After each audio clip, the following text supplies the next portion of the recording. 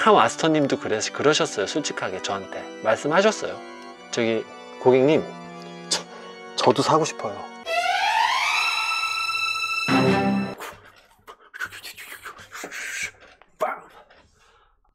안녕하십니까. 유튜브계의 돛담배 강호파도 인사드리도록 하겠습니다. 어제 전주에서 라이브 겸 녹화방송을 진행을 했는데요. 그 영상이 조금 문제가 있었습니다. 음질 상태가 너무나 안 좋아서요. 영상을 내려버리고 그와 관련된 영상을 오늘 다시 촬영해서 업로드하도록 하겠습니다. 내용인즉슨 나는 왜 전기차를 사지 못했을까? 그럼 관련된 영상 함께 보시죠. 네, 안녕하십니까. 유튜브계의 돛담배 강원파더입니다. 오늘은 전기자동차에 관해서 한번 이야기를 해보도록 하겠습니다. 제가 예전에 제 채널을 통해서 그리고 제가 전기자동차를 사전 계약을 했다, 그리고 이제 기다리고 있다, 전기자동차로 갈아타겠다, 요란을 떨었어요. 네, 요란을 떨었는데 옛날 어르신들 말씀에 요란법석 떨면 안 된다고 하시죠. 지그시 잘 기다려야지. 이제 정확한 워딩이 생각이 안 납니다. 2021년 저의 계획은 끝났습니다. 저는 전기차를 살 수 없습니다. 결론이 났습니다. 땅! 네, 이유인즉슨 보조금이 다 소진이 되어버렸기 때문이죠.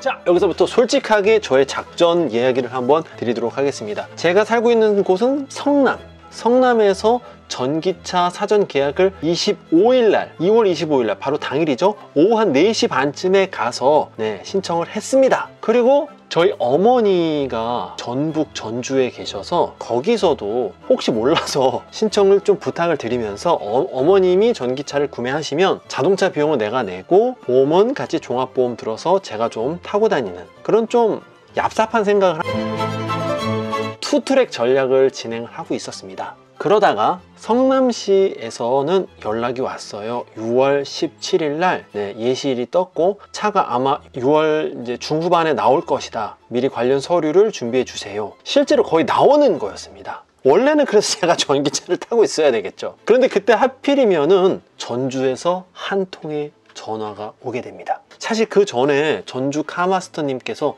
전주는 조금 전기차 사는 게 쉽지가 않습니다. 한 1년은 기다려야 되실 거예요 라는 이야기를 받았기 때문에 반 포기 상태였어요. 그냥 한번 어머님 명의로 구매할 수 있으면 좋겠다라는 그런 희망상. 근데 갑자기 전화가 오셔가지고 가능할 것 같다라고. 그때 당시에 6월에 전주가 조기 추경을 집행을 했었거든요. 그래서 1차가 이미 끝나고 2차 추경이 집행되면서 제가 잘하면 순번 안에 들 수 있을 것 같다라고 말씀해 주셨어요. 그래서 뭐 그런가 보다 생각을 하다가 계산기를 두드려 보니까 아니, 이 차량은 트림이 높고 여러 사양이 높은데 가격이 한 200여만 원이 더 저렴한 거예요. 왜냐면 전북에서는 보조금이 굉장히 많았거든요. 1700 정도? 그래서 갑자기 작은 돈이 아니니까 전주에서 하는 방법을 한번 해볼까? 라고 방향 전환을 하게 됩니다. 그때부터 더 이상 되돌릴 수 없는 일이 벌어지고 맙니다. 또 멍청하게 제가 이런 사전 계약 같은 걸 처음 해보다 보니까 성남시에 있던 걸 일단 첫 번째 1차 저한테 예실이 떨어진 걸 취소를 하고라도 계약금을 물려놓고 후반부를 조금 다시 한번 전략을 다시 수정을 하더라도 아직 그 여지를 좀 남겨두었으면 모르겠는데 일이 꼬이려면 사정없이 꼬일 수가 있는 것 같네요. 10만 원을 그깟 10만 원이 당장 뭐라고 돌려받겠다고 모든 걸 취소하고 예치금이라고 하나? 그 10만 원도 돌려받게 됩니다. 얼마 뒤 또 한 통의 전화를 받게 됩니다. 선생님, 전주 보조금은 끝났습니다. 빠밤. 그래서 낙동강 오리알이라는 게 요런 느낌이구나 라는 걸 한번 받았죠. 더 이상 그 절망감과 다시 성남으로 갈 수가 없어요. 왜냐면 내가 돌려받아서 그 사전 계약이 무의미해졌죠. 그래서 다행히 전북은 후반부에 추경이 한 번 또 예상이 될 것 같다라는 그런 부푼 희망을 안고 기다렸습니다. 그리고 9월달 드디어 한 통의 전화를 또 받게 됩니다. 추경이 시작될 것이다. 준비하고 계셔라. 준비된 자에게 먹을 것이 떨어진다. 그래서 막 준비를 했습니다. 그리고 나서 바로 추경 전기차 보조금 접수 창구 사이트 문이 열리는 순간 41초 만에 보조금이 소진. 빠밤. 두 번째 낙동갈이래. 낙동강. 아, 너무 슬프다. 오리알이 되고 말았습니다. 아, 낙동강 오리알이라는 느낌을 뼈저리게 느낄 수가 있었습니다. 저에게는 그 어떤 방법도 남아있지가 않았습니다. 왜냐면 전기차 인기는 그 사이에 폭발적으로 증가해서 아주 많은 사람들이 계약을 했거든요. 사전 계약을. 저는 이제 원점으로 다시 돌아온 거죠. 그래서 제가 도대체 어디서부터 잘못된 걸까?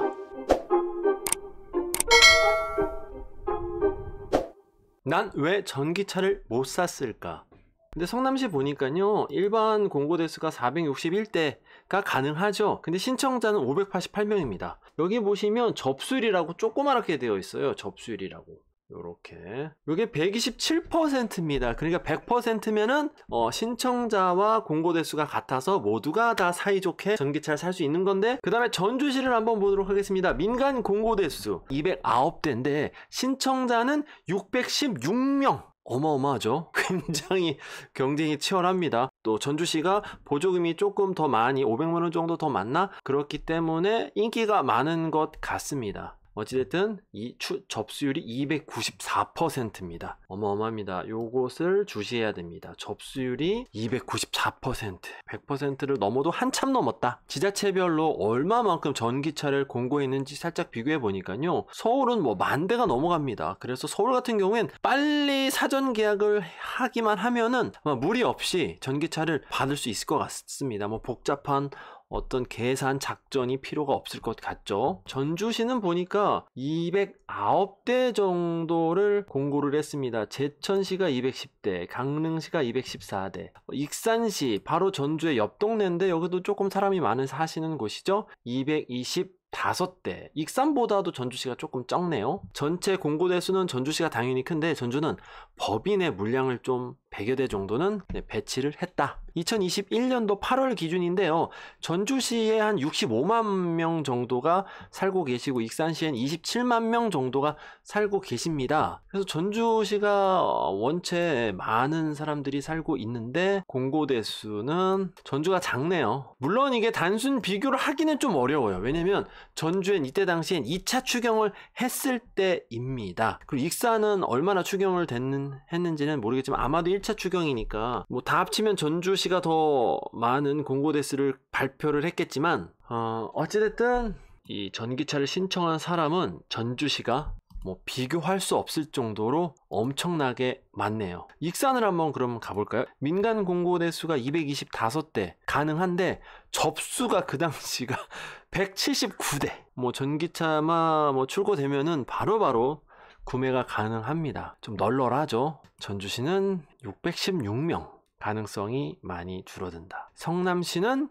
588명인데 전주시는 왜 이렇게 치열합니까? 616명입니다. 보조금이 좀 많이 나와서 그렇고 저 같은 사람들도 좀 있는 것 같아요. 여기 계시는. 자, 그래서 실질적으로 가장 중요한 건 이 접수, 누가 얼마나 많이 신청을 했느냐, 요거를 보셔야 됩니다. 요게 가장 중요합니다. 내가 사는 곳에 얼마나 많은 사람들이 전기차를 원하는가 보시면 당연히 서울이 제일 많죠. 부산, 인천, 대구, 대전, 뭐 제주도, 뭐 용인, 광주, 청주가 의외로 많습니다. 근데 청주는 공고 대수도 600여 대고 접수도 600여 대, 수원도 600, 전주가 200, 600, 성남이 400, 500, 고양시가 400, 500, 뭐 얼추 전주는 200대인데 600명이 지원하는 곳입니다. 전국에서 가장 공고 대수 대비 많은 사람이 지원하는 곳이더라고요. 보니까 전주보다 이 접수율이라고 하죠, 여기 퍼센테이지가 더 높은 곳은요, 물론 밑에 정말로 소도시 뭐 공고 대수 막 8대 막 이런 곳 아니고서는 중소도시 이상인 곳에서는 전주시가 가장 경쟁률이 치열한 것 같습니다. 경상도권에서는 울산광역시가 전주시만큼 치열합니다. 접수율이 165%. 그래도 전주시의 200%를 따라가진 못하고 있습니다. 그래서 한마디로 말해서 전주 자체가 이 굉장히 치열한 곳이었다. 그거를 저는 몰랐습니다. 아무리 빨리 사전 계약을 해도 이렇게 치열한 곳은 못 받을 수가 있다. 그럼 이런 곳은 어떻게 해야 되나? 제가 뭐 카페를 들어가 보고 여러 가지 생각을 해봤더니 일단은 뭐 전기차 처리를 잘해줄 것 같은 카마스터님에게 부탁을 하면 그분이 조금 모든 일 처리를 더 빨리빨리 신경 써서 해주시겠죠? 혹은 뭐 지금 카마스터님에게 신경 써서 해주세요라고 계속 이야기를 좀 말씀드릴 수밖에 없어요. 그리고 또 다른 방법은 여러 차종의 계약을 하는 방법입니다. 어차피 하나만 가지고서 정말로 전기차가 타고 싶으시면 저처럼 그냥 아이오닉만, 저도 아이오닉 살 건데 굳이 뭐 테슬라 아니 뭐 EV6 뭘 사전 계약을 또 해, 귀찮게. 아유 나 아이오닉 일찍 계약했는데 당연히 내 차례 오겠지라고 이런 생각을 하면 큰 코가 다친다. 여러 차종에 일단 계약을 해놓고 기아, 현대, 테슬라, 폭스바겐, 벤츠 다 해놓은 다음에 그 중에 이제 내가 원하는 1순위 차종에 뭐 보조금이 받을 수 있는 그런 접수 가능한 기회가 오면 좋겠지만 안 될 경우에 다른 차가 만약에 오게 되더라도 한번 고민은 해볼 수 있잖아요. 벤츠로 가야 되나? 테슬라 모델 3로 그냥 갈까? 아이오닉 포기할까? 어떡하지? 그래서 뭐 전기차를 선택할 수가 있는데 그렇지 않고서는 하나만 해서는 저처럼 아이오닉 5만 신청해서는 안 될 가능성이 굉장히 큽니다. 그래서 여러 가지 멀티 트랙을 유지해야 된다. 그래야 될 것 같고요. 또 당연히 되도록 일찍 서두르셔서 계약을 하긴 해야 되지만 그게 뭐 꼭 중요한 건 아닌 것 같아요. 왜냐면 저는 아이오닉 5를 못 받았지만 이번에 EV6 운 좋게 잘 나와서 EV6를 사신 분들도 꽤 많습니다. 전주에서.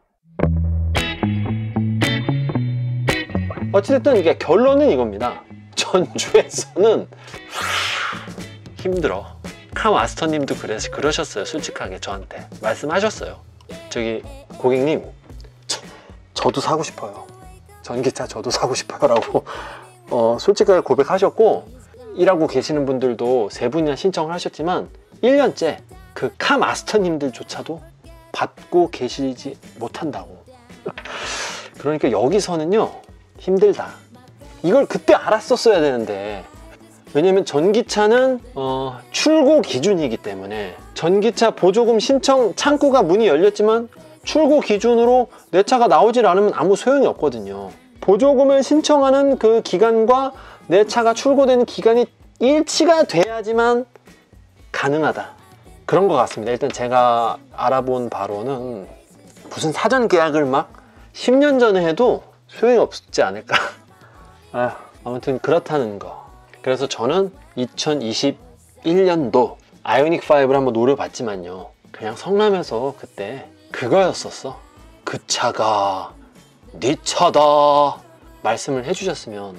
어쨌든 저를 탓할 수밖에 없어요. 제대로 알아보지 않았던 자동차 유튜버 한 대 놓고서는 이런 아주 기초적인 어떻게 보면 정보였죠. 뭐 대단한 것도 아니었는데 이 접수율이 이렇게 높았다는 걸 미리 알았으면 뭐 다른 뭐 방책을 하거나 성남시에서 그냥 출고를 했었어야 되는데 어떻게 좀 저렴하게 좀 한번 사보려고 하다가 이렇게 되어버렸습니다.